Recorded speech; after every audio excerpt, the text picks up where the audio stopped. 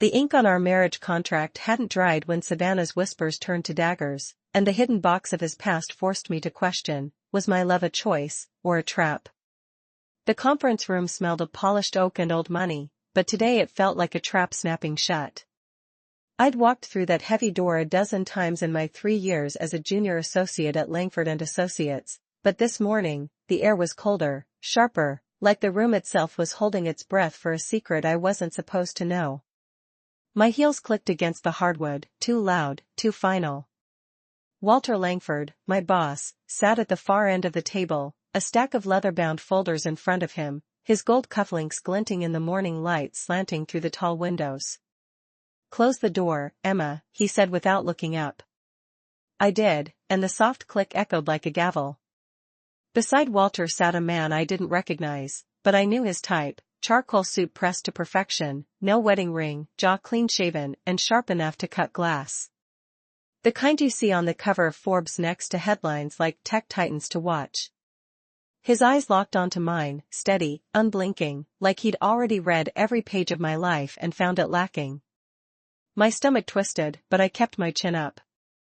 I'd learned early in Savannah's legal world that showing weakness was like bleeding in shark-infested waters. "Emma," Walter said, finally meeting my gaze, his voice smooth as bourbon but heavy with something unspoken. "This is Graham Everhart, CEO of Everhart Innovations." I nodded, stepping forward, my heart ticking faster than the clock on the wall. "Pleasure to meet you, Mr. Everhart," I said, my tone steady despite the unease curling in my chest. "Likewise," he replied, his voice low, measured, like he was weighing every syllable.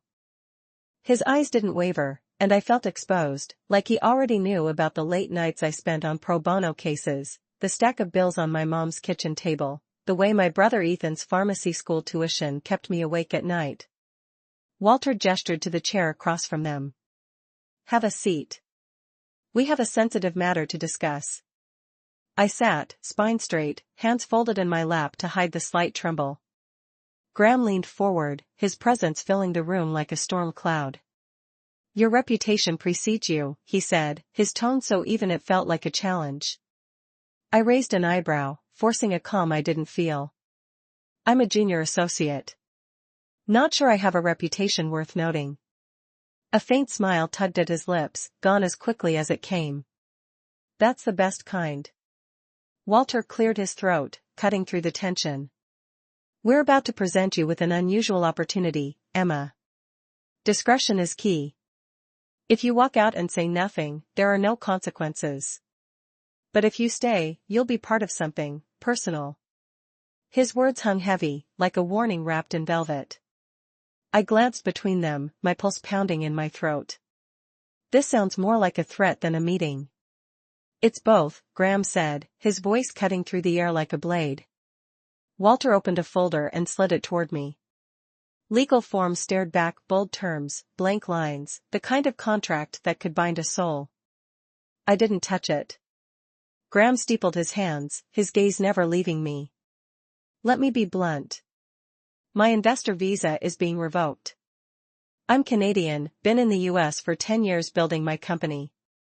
Due to recent policy changes, I have 90 days to resolve my status, or Everhart Innovations and all its jobs moves to Toronto." I blinked, the weight of his words sinking in. "Can't your legal team fix it?" "They've tried," he said, his jaw tightening. "The only fast, legal path left is marriage to a US citizen." My breath caught, sharp and cold. I looked at Walter, then back at Graham. "You're not serious." "We're very serious," Walter said softly. Graham's eyes held mine, unyielding. "I'm proposing a legal marriage. 1 year, clean separation afterward. No strings, no illusions. You'll be compensated generously." I let the silence stretch, my mind racing. "How much?" Walter didn't flinch. $7 million. My mouth opened, then shut. "Tax-free," Graham added, "plus full ownership of a historic Savannah home, currently under renovation. It'll be in your name." The number spun in my head, a lifeline for my mom's house teetering on foreclosure, for Ethan's tuition, for the free clinic I'd dreamed of since law school. But the cost, my integrity, my truth, felt like a betrayal of everything I'd built. Why me? I asked, my voice quieter than I meant. Graham didn't hesitate. You're a brilliant lawyer. You take on more pro bono cases than anyone here. You support your family on a junior salary. Your mother's house is one letter from foreclosure. Your brother's tuition just doubled. My chest tightened, anger flaring. You had me investigated? I did my research, he said, calm as ever. I needed someone sharp, clean, and unafraid. That's you. I'm not for sale, I said, my voice low, trembling with defiance. No, Graham replied, but you're practical. I stood, clutching the folder, my heels echoing as I walked out. Savannah bloomed outside, azaleas bright, air thick with spring, but I felt none of it. The folder weighed like a stone in my bag. I wandered past iron fences, couples on benches, kids licking ice cream in the square, my thoughts a tangled, restless mess. How could I sell my future for a price? But how could I let my family drown? I ended up at Bonaventure Cemetery, sitting on the cool grass beside my dad's headstone. Hey, Dad, I whispered, the breeze stirring the Spanish moss above. You won't believe what just happened. I opened the folder, scanning the terms sterile, transactional, a betrayal of everything I'd promised myself. But it could save Mom's house, get Ethan through school, make my dreams real. Is it still wrong if it helps everyone I love? I asked the silence. A bird called out, but no answer came. Back at my apartment, my phone buzzed with a text from an unknown number. If you say no, Everhart's company collapses. Hundreds lose jobs. Choose wisely. My heart stopped. Betrayal stung deeper than Graham's offer. It wasn't just my life on the line, but the livelihoods of strangers. I overheard Walter's voice in my memory, from a conversation I'd caught leaving the office. Graham insisted on her, no one else. Why me? What did he see that I didn't? I stared at the ceiling fan spinning above my bed, each blade slicing through the quiet, mirroring the turmoil in my chest. I wasn't just betraying myself by considering this, I was stepping into a game where trust was a luxury I couldn't afford. Graham's cold certainty, Walter's calculated silence, they'd already mapped my life like a chessboard. But as I clutched the folder, I felt a spark of defiance. If I said yes, it wouldn't be their game, it would be mine, and I'd play it on my terms. My heart pounded like a war drum, each beat a reminder of the anonymous text that had seared itself into my mind. If you say no, Everhart's company collapses.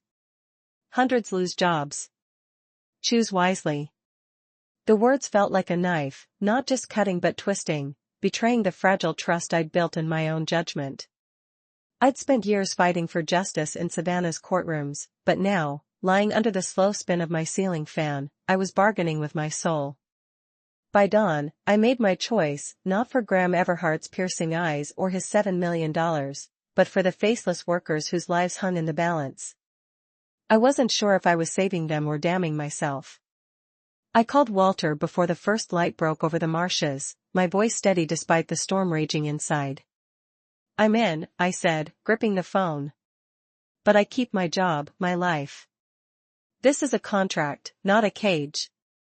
His silence stretched, heavy with surprise. Graham will be pleased, he finally said. I hung up, my chest tight, as if I'd just traded my future for a stack of promises I couldn't trust. The wedding was Saturday, a cold ritual in the courthouse's smallest room. Tamfan Ellis, his silver mustache twitching, read the vows like a bored clerk. Graham stood beside me, his black suit sharp as a blade, his face a mask of control. I wore a white dress from a Broughton Street boutique, simple enough for a brunch, not a marriage built on lies. The platinum ring slid onto my finger, icy and heavy, like a chain. I do, I said, my voice hollow, eyes on the scuffed floor. Graham's I do was softer, almost reluctant. No kiss, no cheers, just Walter's curt nod and the scratch of pens sealing our fates. I walked out, a married woman, feeling like a fraud. That afternoon, I moved into the Everhart house on Calhoun Street, a mansion straight out of a Southern novel, with ivy crawling up its brick walls and a porch that whispered of old money. Annie, the housekeeper, greeted me with a hug that smelled of lavender, her salt and pepper bun tight as her smile. "Welcome home, Mrs. Everhart," she said, and I flinched, the title a lie I wasn't ready to wear. Rick, her husband, carried my bags to a guest room that felt like a stage set, all polished wood and heavy drapes. Graham was already gone, buried in some boardroom, leaving me to roam a house that felt more like a museum than a home. That night, sleep wouldn't come. The bed was too vast, the silence too sharp. I called Sarah, my best friend since our UGA tailgate days, and spilled everything over sweet tea on her porch. 7 million, she said, her eyes wide as saucers. That's a game changer. But this guy? What if he's playing you? Her words stung, echoing the doubt clawing at my heart. It's just business, I said, but my voice cracked, betraying me. The next evening, I heard music, piano notes, slow and broken, drifting through the house like a ghost. I followed the sound to the sunroom, where Graham sat at a grand piano, his fingers trembling over keys coated in dust. Moonlight painted his face, softening the hard lines I'd come to know. I leaned against the doorway, my breath caught. When the music stopped, he looked up, startled. "I didn't know you played," I said, stepping closer, my voice barely above a whisper. "I don't," he said, his voice raw. "I played for Ellen, my wife. She loved this song." My heart clenched, not with jealousy but with a strange ache for his loss. "Why tonight?" I asked, my hands trembling. "Because of you, Emma," he said, his eyes locking onto mine, fierce and unguarded. My pulse surged, the contract fading for a moment until my phone buzzed. An email from an unknown sender, subject, "He's not who you think." My fingers shook as I opened it, revealing documents claiming Graham had offered this deal to another woman before me, only to back out when she pushed for more. Worse, I'd found a velvet box in his desk earlier that day, holding a diamond ring, not mine, but another's, hidden like a secret he didn't want me to know. I shoved the phone at him, my voice breaking. "Explain this. And the ring. Whose is it?" His face paled, but he didn't flinch. "The documents are fake," he said, his voice low, urgent. "My competitors have been after me for years. They'll do anything to break us." He paused, then reached for the velvet box I'd left on the piano. This was Ellen's. She made me promise never to marry for convenience, only for love. I kept it to remind myself. With you, I'm breaking that promise, and it's killing me. My lungs seized, torn between his confession and the betrayal of being a second choice. Then my phone rang, Mom, her voice shaking. "Emma, a colleague of Walter's called. They're saying you married for money." "Is it true?" The world tilted. My secret was slipping, exposed to the one person I couldn't bear to disappoint. "It's complicated," I choked out, hanging up before I broke. I turned back to Graham, my voice a blade. "Prove you're not lying. Prove I'm not just a pawn." He pulled out a faded photo of Ellen, laughing on a beach. "She told me to find someone who fights for others, who makes the world better. That's you, Emma. I chose you because you're not her, but you make me want to believe again." His words shattered me, mixing hope with fear. I was trapped in a house of secrets, my heart a battlefield, betrayed by the lies I'd agreed to and the truths I was only beginning to uncover. The sunroom's piano notes still haunted me, Graham's voice, "You make me want to believe again," a whisper that cut deeper than I could bear. I stood in the Everhart mansion's grand foyer, my reflection distorted in the polished marble, a stranger wearing my face. Ellen's photo, her laughter frozen on that beach, clung to my mind like Spanish moss to Savannah's oaks. I'd signed a contract to save my family, but now I was sinking into a truth I hadn't chosen. I was falling for a man whose heart might never be mine. Mom's unanswered messages, pleading for clarity about the rumors ripping through Savannah, pulsed in my pocket like a second heartbeat. How could I tell her I'd married a lie? Days blurred into a haze of settling into the mansion, each room a reminder of my borrowed life. I buried myself in work, scribbling briefs at the dining table until dawn, the chandelier's light cold as judgment. Annie's peach cobbler sat untouched, its sweetness mocking my guilt. I was a tenant in my own marriage, every creak of the floorboards a whisper of my fraud. Graham's glances were cautious, his presence a storm I couldn't predict. I wanted to trust him, but the ring in his desk, Ellen's, not mine, and that email about another woman lingered like poison. The charity gala at the Forsyth Park Hotel was a glittering trap, all crystal flutes and murmured secrets. Graham insisted we go, our first outing as a couple. I wore a sapphire gown, its silk clinging like a second skin, paid for with his card, another chain of our contract. As we entered, eyes followed us, whispers sharp as thorns. Graham's hand grazed my back, warm, steady, but my pulse skittered, distrust a shadow I couldn't shake. "You're beautiful," he said, his voice low, and my heart staggered, betraying me with hope.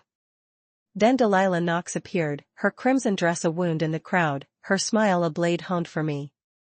"Emma, darling," she purred, her eyes glinting. "Not quite Graham's usual, are you?" A memory flashed, kids mocking my thrift store shoes in grade school, their laughter echoing Delilah's scorn. I straightened, my voice ice. "Yet here I am." She smirked, stepping closer, her perfume choking. "For now." As she turned, her elbow nudged a waiter's tray. A wine glass shattered at my feet, red liquid splattering my gown, the room's gasp a chorus of my shame. I stood frozen, the stain a brand on my soul. Graham's grip tightened, his whisper fierce. "She wants you to break." "Don't." I nodded, swallowing the humiliation, but inside, I was crumbling. At the coat check, grabbing Graham's jacket, a folded note slipped from the pocket, Delilah's handwriting, bold and cruel, "Meet me in Paris, like before." My blood turned to ice. I stormed to the bar, finding Graham, and shoved the note at him. "Paris. Her. Now."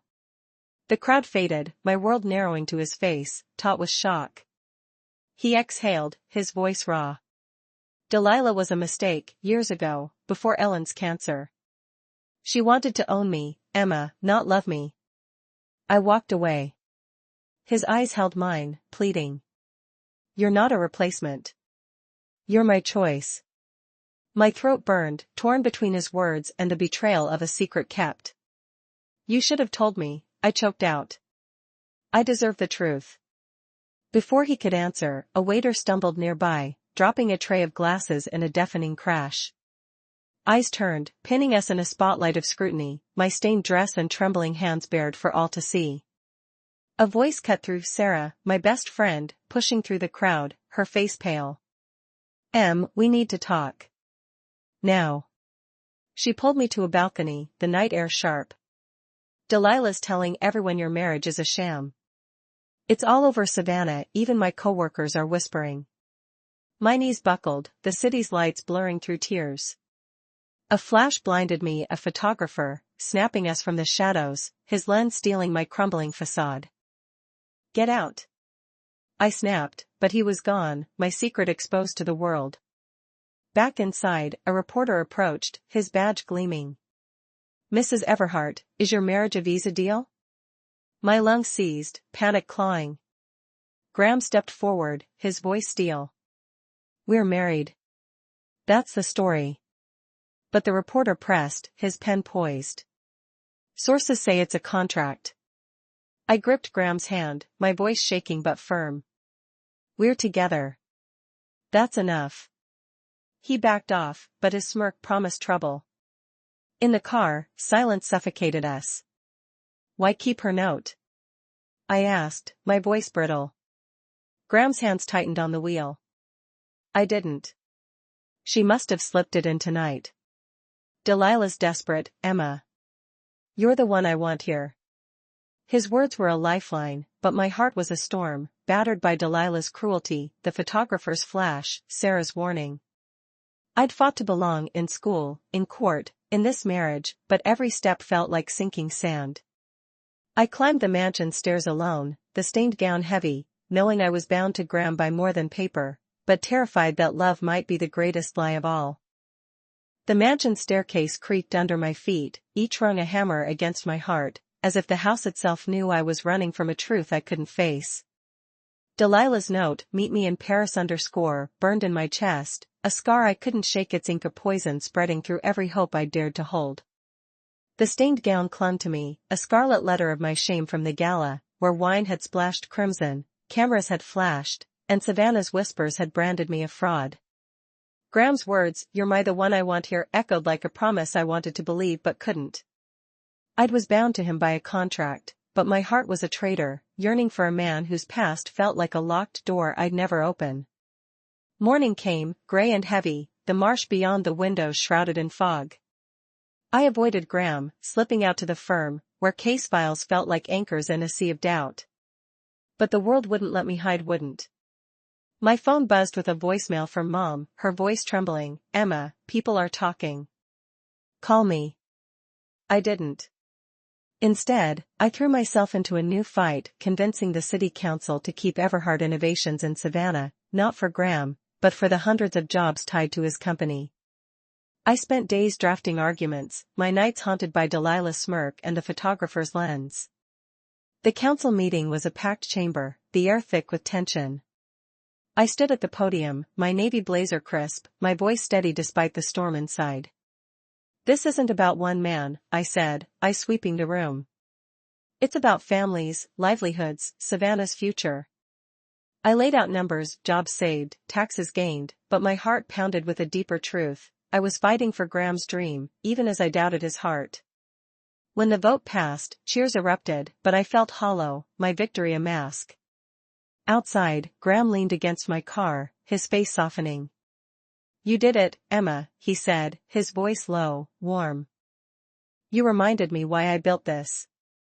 My breath caught, his words a spark in my darkness, but the note, Paris, the rumors, held me back. That night, another gala loomed, a celebration of Savannah's elite. I wore emerald satin, my armor against the whispers. Graham's arm steadied me as we entered, but Delilah was there, her gaze a predator's. At a quiet moment, she cornered me by the dessert table, her voice a hiss. "You're a paper wife, Emma, a paper wife. Everyone knows it." Before I could raise her voice, loud enough for nearby guests to turn, "Tell them, darling, how much did he pay you?" The room stilled, eyes boring into me, my pulse a drumbeat of panic. I saw my childhood flash, kids laughing at my patched jeans, and felt that same raw shame. I stepped to the stage, grabbing the mic, my hands trembling but my voice clear. "I'm Emma Harper," I said, meeting every gaze. "I'm a lawyer, a daughter, a sister's mom. I fight for what's right, not what's easy. This city is my home, and I'm proud to stand with a man who's building its future." I paused, my eyes finding Graham's, his face taut with awe. Love doesn't always start with a spark. Sometimes, it grows from choices, from trust earned. That's our story. The crowd erupted, applause drowning my fear, but inside, I was shaking, my words shaken, a half-truth I'd spoken to save us both. Back home, Aaron's call, a former colleague, slipped me a note as I left the firm. "Delilah's meeting a reporter tomorrow," she whispered. "She's got documents, fake or not, they'll ruin you." My stomach dropped, the world tilting. In my room, I found a letter on my pillow, anonymous, with a grainy photo of Graham signing papers with a woman I didn't know, captioned, "He's done this before." My knees buckled, I stormed to Graham's study, the letter crumpled in my fist. "Who is she?" I demanded, my voice breaking. "Another contract? Another lie?" He stood, his face pale, eyes wide. "It's fake," he said, his voice urgent. "My competitors are desperate. They've tried this before, forged deals, fake signatures." He stepped closer, his hands outstretched. "Emma, you're the only one I've ever asked this of. I swear it." My heart faltered, wanting to believe him, but the photo, Delilah's taunts, Mom's voice, they screamed I was a fool. "Prove it," I whispered, tears burning my eyes. He pulled out his phone, showing emails from his legal team, warnings about sabotage from a rival firm. "They want my company gone," he said, his voice raw. You're the only thing keeping me here. My breath hitched, his vulnerability a crack in my armor. Then my phone rang, Sarah, frantic. That photo from the gala's online. They're calling you a gold digger. The room spun, my secret unraveling before the world. We go public, I said, my voice steel despite the chaos. We tell the truth. Graham nodded, his hand finding mine. The next day, we faced a TV crew at a local studio, lights harsh, cameras unyielding. Elliot Monroe, the host, leaned forward. Is your marriage a visa deal? My heart pounded, but I met his gaze. It started with a contract, I said, my voice clear. But it's a choice now. We're building something real. Graham squeezed my hand, his voice steady. Emma's my partner, in every way. The words felt true, but doubt lingered, a shadow I couldn't shake. As we left, a text from Mom waited, I'm proud of you, Emma. Come home soon, tears fell, relief and fear colliding. Back at the mansion, Graham stood close, his eyes searching mine. You didn't have to do that, he said, his voice soft. But you did. I looked at him, my heart a battlefield. I did it for us, I said, but the letter, the photo, Delilah's venom clung to me. I'd fought for our story, but every victory felt like a step toward a truth I wasn't ready to face. I loved him, but I might never trust him fully. The fog outside thickened, mirroring the haze in my soul, as I wondered if I could build a life on ground that kept shifting beneath me. The library door slammed behind me, the sound a gunshot in the silent mansion, as I clutched a wooden box I'd found hidden in Graham's shelves, its contents threatening to unravel everything I'd fought for. Inside were letters, dozens, yellowed, in Graham's jagged handwriting, addressed to Ellen, his late wife, each one a confession of love, loss, and a vow to never replace her. My hands shook, tears blurring the words, as I read the last one, I'll never marry again, not for love, not for anything. My heart shattered, the contract we'd signed a cruel mockery of his promise to her. I'd stood on a TV stage hours ago, proclaiming our marriage a choice, but now, in the flickering lamplight, I felt like a thief, stealing a place I'd never belong. The fog outside pressed against the windows, thick as my doubt, mirroring the haze that had clouded my soul since the gala's venomous whispers. Delilah's taunts, that anonymous letter with its grainy photo, the online headlines calling me a gold digger, they'd chipped away at my resolve, but this box was a sledgehammer. I'd fought for Graham's company, for Savannah's jobs, for a love I thought we were building, but these letters screamed I was a lie, a betrayal of his heart's deepest truth. I sank to the floor, the oak boards cold, my emerald gown pooling like a broken promise. Morning found me in the garden, clutching plans for a community housing project Graham and I had sketched over coffee, a dream to give back to Savannah. The roses bloomed red, defiant against the gray, but I felt wilted, my courage fraying. Graham appeared, his coat damp from the mist, his eyes searching mine. You didn't sleep, he said, his voice soft, heavy with worry. I wanted to scream about the letters, to demand why he'd let me believe in us, but my throat closed, fear choking me. Instead, I handed him the plans, my voice flat. We need to finalize this. He nodded, but his hand lingered on mine, warm, grounding, a silent plea I couldn't answer. Days passed, a tense dance of avoidance. I poured myself into the project, meeting with architects at Forsyth Square, my briefcase stuffed with blueprints. But every night, I saw those letters, Ellen's ghost a shadow between us. Annie sensed my strain, her sweet tea offered with a knowing look, but I couldn't confess. Mom's text, I'm proud of you, burned in my pocket, a reminder of the family I'd done this for, yet I felt like I was failing them, too. Savannah's gossip mill churned, the photo from the gala now a meme, my face a punchline.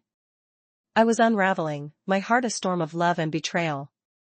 The breaking point came at a community meeting, where we pitched the housing project to residents. I stood beside Graham, my voice steady as I spoke of hope, homes, second chances. The crowd applauded, but a woman in the back raised her hand. Is it true? She asked, her voice cutting. Did you marry him for money? The room hushed, eyes pinning me like spotlights. My pulse roared, the letters flashing in my mind, and I faltered, my armor cracking. Graham stepped forward, his voice firm. Emma's my wife because I choose her, every day. His words were a lifeline, but they stung, too, clashing with his vow to Ellen. That night, I confronted him in the study, the box of letters in my hands. I found these, I said, my voice trembling, tears spilling. You promised her you'd never marry again.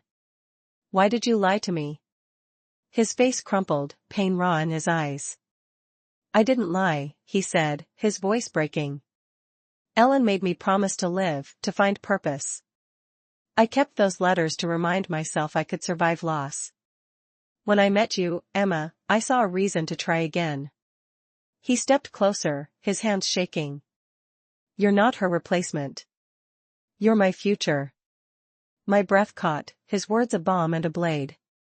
Then why keep them hidden? I whispered. He exhaled, his voice low. Because I was afraid you'd think I couldn't love you fully. But I do, Emma. I love you. The confession hit like a wave, drowning my doubt but stirring new fear. Could I love him back, knowing I'd started as a contract? I turned away, the letters heavy in my arms, my heart torn between trust and terror. The ceremony came a week later, under Savannah's ancient oaks, a recommitment we'd planned to silence the rumors but now felt like a reckoning. Annie strung fairy lights, Rick officiated, his voice warm as the sunset. I wore ivory lace, simple, my hands steady as I faced Graham. I don't promise forever, I said, my voice clear, because forever's too easy. I promise to choose you, every day, through every doubt. His eyes glistened, his vow echoing mine. I choose you, Emma, always.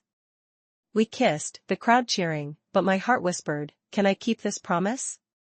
As night fell, we stood in the garden, the housing project's groundbreaking set for dawn. Graham's arms wrapped around me, his breath warm against my hair. We did it, he said softly. I nodded, his warmth anchoring me, the letter's weight fading, replaced by a fragile hope. I'd chosen him, not for money, not for a contract, but for the man who'd fought beside me, who'd bared his soul. Yet doubt lingered, a quiet shadow. Love built on choices could outrun a past carved in grief? I turn to you now, reader, standing at this crossroads. What would you do when love demands trust you're not sure you can give? Can a vow born from a choice outshine a shadow of doubt? Share your thoughts below, I'm listening, as Savannah's lights weave their secrets into the night.